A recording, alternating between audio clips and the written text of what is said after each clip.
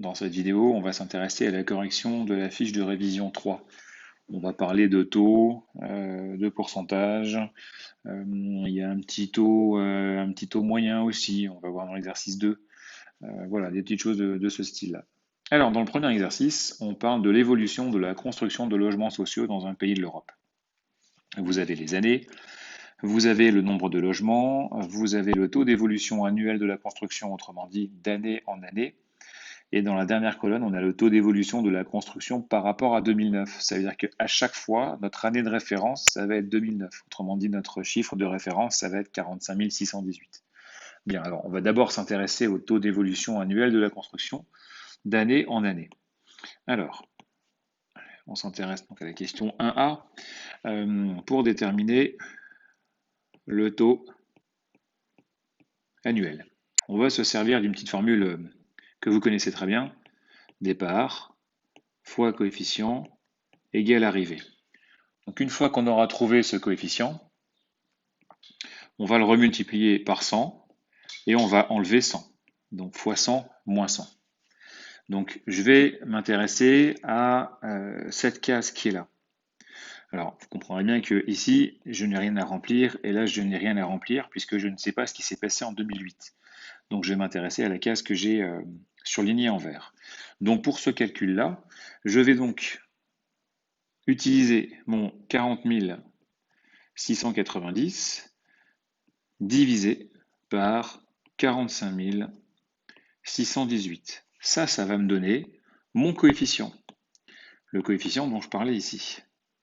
Et donc c'est le même que celui qui est là. Le coefficient qui est donc là, je vais multiplier par 100 et je vais retrancher 100. Ce qui va me donner directement mon taux. Et donc là, à la calculatrice, j'obtiens 10,80%. Alors, juste une petite imperfection, c'est pas égal, évidemment, vous vous doutez bien, c'est environ égal. Donc ici, je complète avec moins 10,80. Alors, je ne vais pas m'embêter à mettre des pourcents partout, je vais simplement le rajouter dans mon tableau, ce que je vais faire aussi ici pour la troisième colonne tout à l'heure. Et donc ça, c'est le détail du taux d'évolution annuel de la construction. Donc, imaginons que, enfin, c'est pas imaginons, de toute façon, il faut que vous le fassiez. Alors, je vais juste changer de couleur pour que ce soit plus lisible. Et je vais partir en rose. Si on devait travailler là-dessus, le calcul, ce serait de faire 41 907 divisé par 40 690 fois 100 moins 100.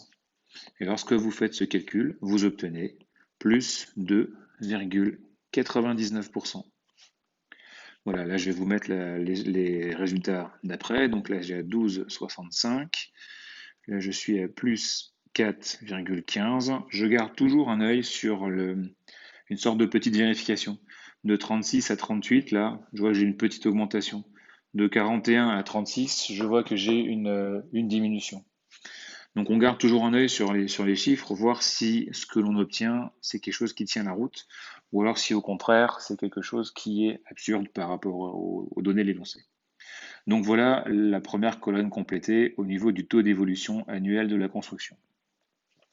Maintenant, je vais m'intéresser, alors je vais revenir, alors on va faire un peu de bleu, je vais m'intéresser à cette case-là.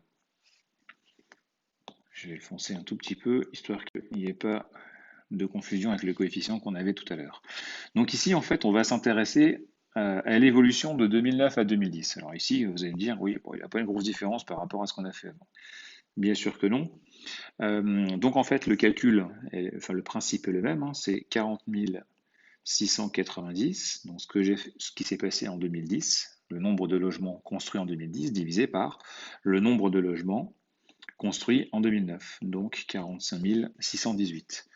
Toujours fois 100 moins 100 pour obtenir un petit taux. Et quand j'obtiens enfin le calcul, ma calculatrice me donne moins 10,80. Ce n'est évidemment pas une surprise. Je tombe évidemment sur la même chose que la troisième colonne. Par contre, je vais faire lequel? Je vais faire le dernier par exemple. Je vais m'intéresser maintenant à celui-là. Ok? Donc, ce qu'il faut que vous compreniez, c'est qu'on veut trouver l'évolution de 2014 par rapport à 2009. Autrement dit, que s'est-il passé entre 34 745 et 45 618. Et donc en fait ici, le calcul va faire intervenir le 34 000 dont on parlait juste avant, 745, le tout divisé par 45 618, toujours fois 100 moins 100 pour récupérer mon taux à partir de mon coefficient. Et lorsque j'effectue ce calcul, ça me donne environ moins 28,83%. Donc ici, j'ai moins 28,83%. C'est celui-là. Ok. Je répète, ce qui est important dans ce calcul-là, c'est le choix ici du 45 618. On travaille avec le 45 618. C'est le 45 618 qui est là. C'est bien par rapport à 2009 à chaque fois. Ok. Donc, si on s'intéressait à l'évolution de 2013, je vais encore changer un peu de couleur. Imaginons que l'on travaille sur celui-là. Le calcul que l'on devrait faire, c'est 36 604 divisé par 45 618 fois 100, moins 100. Et lorsque l'on effectue ce calcul, on tombe sur moins 19,76%.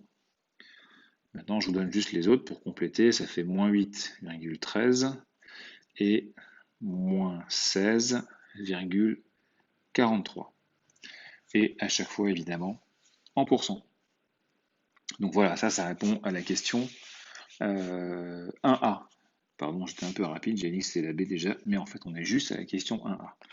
Lire le taux d'évolution du nombre de logements sociaux construits de 2009 à 2014.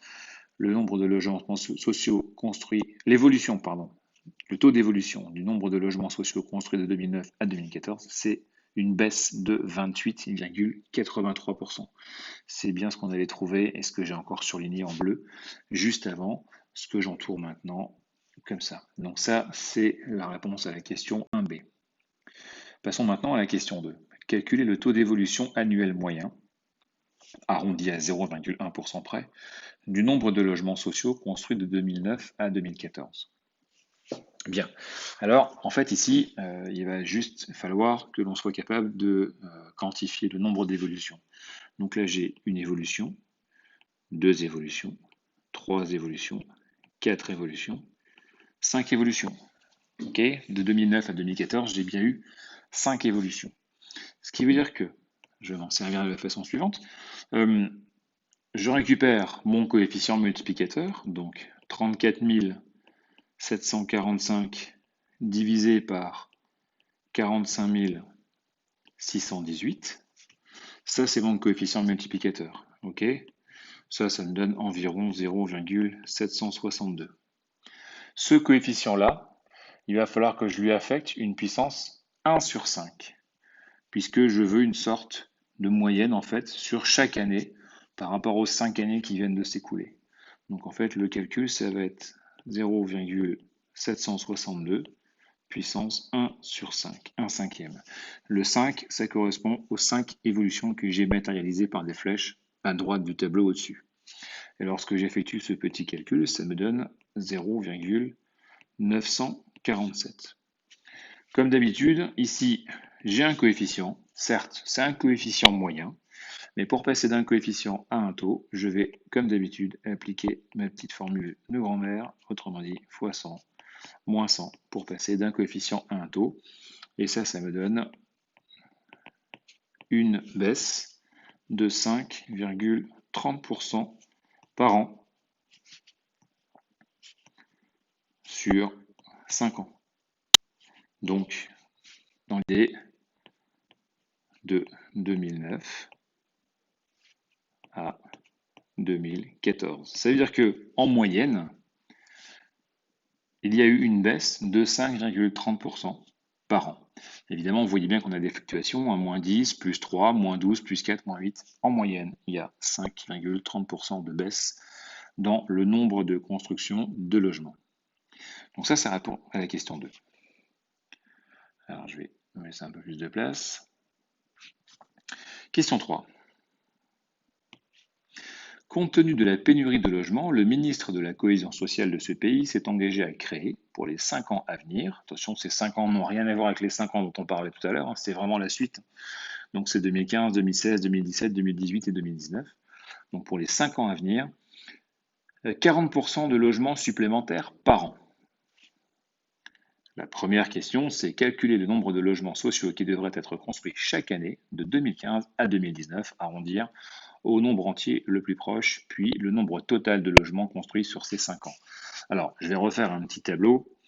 Donc, en 2014, le nombre de logements construits était de 34 745. Donc nous, ce qui va nous intéresser, c'est ce qui s'est passé en 2015, en 2016, en 2017, en 2018 et en 2019. On a bien 1, 2, 3, 4, 5 évolutions, supplémentaires. On sait que tous les ans, il y a une augmentation de 40%. Qui dit une augmentation de 40% dit un coefficient multiplicateur de 1,40. Ça veut dire que 34 745 fois 1,40, ça va me donner le nouveau nombre de logements construits en 2015. Donc 34 745 fois 1,40, ça me donne 48 643. Donc ici, je sais que j'ai 48 643. Et en fait, ce processus, il va être récurrent. On va le répéter. Tous les ans, on va multiplier par 1,40, tout simplement, pour trouver 2016, 2017, 2018 et 2019. Donc je vous donne les résultats. 68 100, que l'on multiplie par 1,40, ça va faire 95 340. Quand on remultiplie par 1,40, ça va faire 133 476. Quand on remultiplie par 1,40, ça va faire 186 687.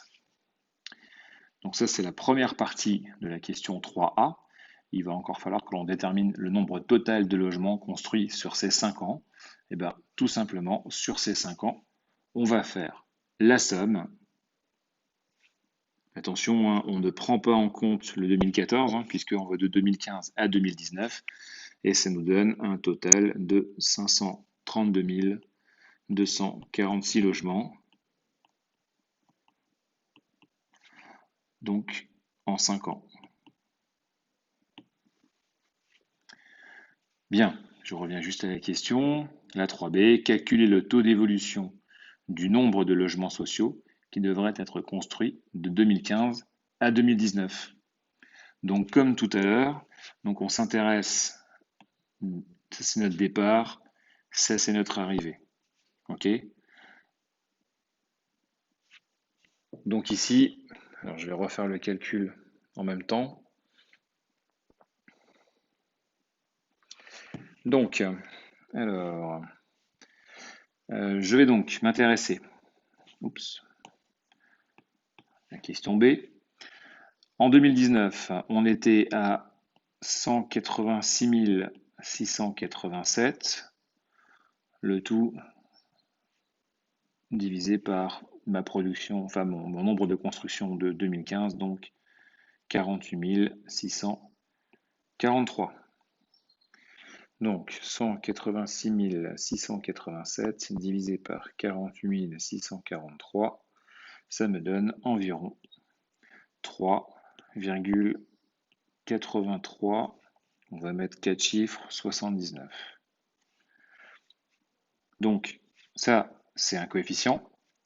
Pour trouver le taux qui correspond, alors évidemment, pour les personnes qui le voient immédiatement, vous pouvez très bien vous passer de ce petit calcul-là. Mais pour les personnes qui ne le voient pas, c'est pas un souci. Donc ça fait plus 283,79%.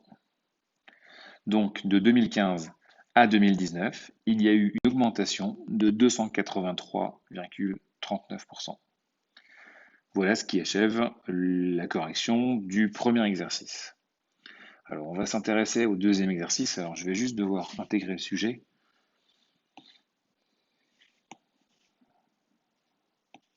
C'est celui-là.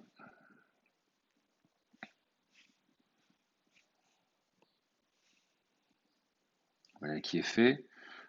Intégrer un petit exercice 2.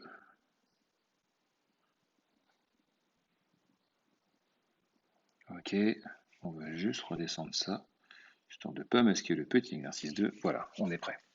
Bien, alors dans cet exercice, donc depuis sa création, le directeur d'un parc d'attractions calcule l'évolution en pourcentage du nombre de visiteurs d'une année à l'autre. Les résultats sont consignés dans le tableau suivant. Donc, première année jusqu'à la 6e année. Donc, de la première année à la deuxième année, on a une augmentation de 4,4%, de la deuxième à la troisième de 6,4%, etc., etc. Première question, calculer, en arrondissant à 10-3, le coefficient multiplicateur du nombre de visiteurs de l'année 1 à l'année 6. Alors, pour faire ça, il faut effectivement que l'on travaille avec des petits coefficients multiplicateurs. Ici, comme j'ai une augmentation de 4,4%, mon coefficient multiplicateur, c'est 1,044. Alors, je vais faire un petit peu... On va la jouer comme ça. Ça va... Oups, désolé. Je vais juste le réagrandir un tout petit peu, comme ça j'aurai un peu plus de place. Voilà, je vais juste effacer ça. Donc ici, fois 1,044. Ensuite, ici, on a une évolution qui est fois 1,064. Là, on multiplie par 1,07. Ici, on multiplie par 1,103. Et enfin, ici, on multiplie par 1,136. Le coefficient multiplicateur de 1 à 6, autrement dit, ce qu'on vous demande ici, on va le trouver en multipliant les 5 coefficients que vous avez sous le nez ensemble. Ce qui veut dire que là, je vais obtenir un coefficient environ égal à 1,4893. Comme c'est un coefficient multiplicateur et que l'on souhaite le traduire en taux, on va faire la petite méthode de Mamie, fois 100 moins 100, et on obtient donc une augmentation de 48,93%. Je le répète, vous pouvez le lire. Vous voyez bien ici le 48,93 qui apparaît sans aucun problème. Donc ça répond à la question 1A. Le coefficient multiplicateur du nombre de visiteurs de l'année 1 à l'année 6 est de 1,4893, ce qui correspond à une augmentation de 48,93%. Attention, demandez bien le coefficient, on ne demandait pas le taux. Donc c'est ça la réponse qui nous intéresse par rapport à cette question. Si vous passez sur le taux, ça ne pose évidemment aucun problème. La question 1B, pardon. Le nombre de visiteurs l'année 6 s'élevait à 134 200. Quel était le nombre de visiteurs à la fin de la première année? Eh bien, si on va à l'année 1 et ici on est à l'année 6, qu'est-ce que je sais? Je sais que ici j'ai 134 200 visiteurs. Et je sais que de 1 à 6, on a un coefficient multiplicateur, d'après la question juste avant, de 1,4893. Donc qu'est-ce qui va nous permettre de revenir en arrière? C'est de diviser par 1,4893. Attention, il y a quelque chose sur laquelle j'insiste vraiment. Lorsque l'on avance dans le temps, on multiplie. Lorsque l'on revient dans le temps, on divise. Ce qui s'est passé dans le temps, autrement dit ici, l'augmentation de 48,93 ne change pas. On ne peut pas changer ce qui s'est passé. Par contre, on peut retrouver ce qui s'est passé ou on peut avancer pour faire des prévisions. Ok, donc quand on avance dans le temps, on multiplie. Quand on revient dans le temps, on divise.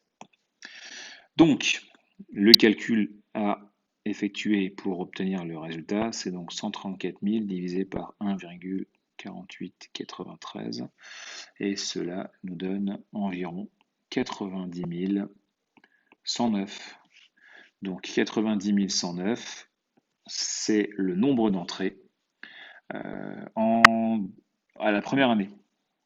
Ça, c'est nombre entrées, première année. Donc ça répond à la question 1B. Ensuite, question 1C, calculer le nombre de visiteurs les années 2, 3, 4 et 5. Alors pour ça, on va se refaire un petit tableau, hein, ça va être un peu plus simple. Donc, on connaît les évolutions. Les évolutions, année par année, elles sont ici. Plus 4, plus 6, plus 7, plus 10, plus 13. Les coefficients multiplicateurs, ils sont juste à côté, fois 1,04, 1,064, 1,07, 1,103 et 1,136. On va se servir de tous ces coefficients-là, sachant que l'on connaît maintenant le nombre d'entrées sur la première année. Bien, donc, première année, 90 109. Deuxième année, 90 109 fois 1,044, ce qui donne environ 94 073. Pour l'année 3, c'est la même chose, c'est 94 073 fois 1,064. Ça va nous donner 100 095. L'année 4, on va avoir 107 101. L'année 5, on va avoir 118 133. Et vous allez voir que si on pousse à l'année 6, le petit jeu des arrondis, il est un peu traître. Parce qu'on ne tombe pas tout à fait sur 134 200. On tombe sur 134 199, quelque chose. Forcément, les arrondis d'arrondis, à un moment donné, plus on fait des arrondis d'arrondis, et plus à la fin, on a une marge d'erreur qui est de plus en plus importante. Bon, ici, voilà, il y a une entrée sur 134 199. Allez, on va dire qu'on est largement bon. Bien, ensuite, on va s'intéresser à la question 2A. Calculer le taux d'évolution annuel moyen du nombre de visiteurs de l'année 1 à l'année 6. Alors ça ressemble un petit peu évidemment à la question ou l'exercice précédent. Qu'est-ce que l'on sait? On sait que d'après la question 1A, le coefficient global est de 1,4893. Sauf que, je vais réécrire, mais je prends les mêmes couleurs. Tac. Là, j'ai une évolution, une deuxième évolution, une troisième évolution, une quatrième évolution et une cinquième évolution. Okay, entre l'année 1 et l'année 6, on a bien 5 évolutions. Ce qui fait que mon coefficient global, je vais lui affecter une puissance 1/5. Comme tout à l'heure, pour retrouver ce que l'on appelle un coefficient moyen. Et lorsque l'on effectue ça à la calculatrice, ça donne environ 1,0829. Comme c'est un coefficient moyen, pour le transformer en taux moyen, on va donc le multiplier par 100 moins 100, et on obtient, alors vous le voyez aussi, hein, comme d'habitude, le 0,829, vous avez bien le 8,29 qui apparaît. Donc en moyenne, il y a une augmentation de 8,29% du nombre de visiteurs d'année en année sur les 6 années qui sont répertoriées ci-dessus. Question 2B. Utilisez ce taux pour prévoir le nombre de visiteurs la 7e année puis la 11e année. Alors, la 7e année, c'est l'année qui suit la 6e. Je sais ce que je viens de dire, une vérité juste hallucinante, mais c'est vrai. Autrement dit, c'est pas la peine que je monte aussi haut. Ici, ça suffisait. Hop, je vais changer de couleur. Allez, open rose. Je vais m'intéresser à ce chiffre-là. 134 199. Et imaginons que je j'ajoute une septième pour passer de là à là. Je vais réutiliser mon taux moyen, le 8,29, sous forme de mon coefficient moyen. Donc je vais multiplier par 1,0829. Et ça va me donner 145 324. Donc, pour la 7e année,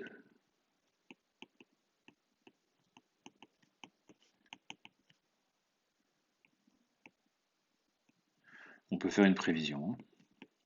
Une prévision de 145 324 visiteurs. C'est une prévision si la tendance se poursuit. Et pour la 11e année, c'est à peu près la même chose. Je crois qu'on dit même la même chose. Ma langue a fourché. Pour la 11e année.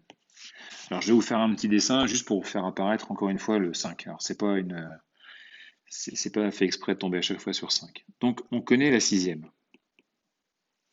La 6e année, on sait qu'il y avait 134 199. On pourrait même partir sur 134 200 visiteurs. 7e, 8e, 9e, 10e, 11e. Une évolution, 2 évolutions, 3 évolutions, 4 évolutions, 5 évolutions.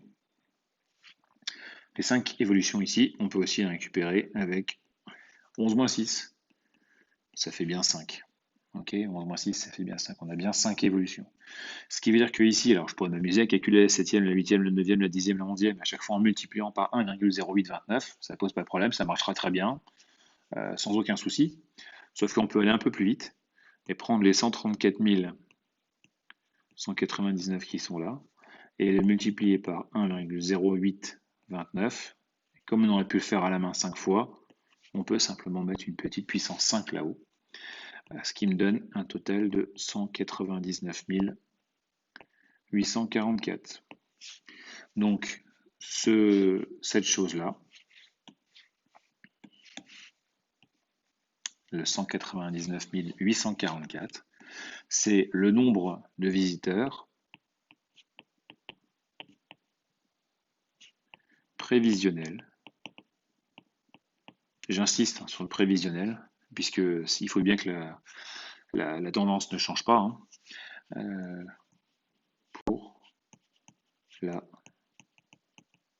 11e année. Et voilà ce qui termine la correction du deuxième exercice de votre fiche de révision.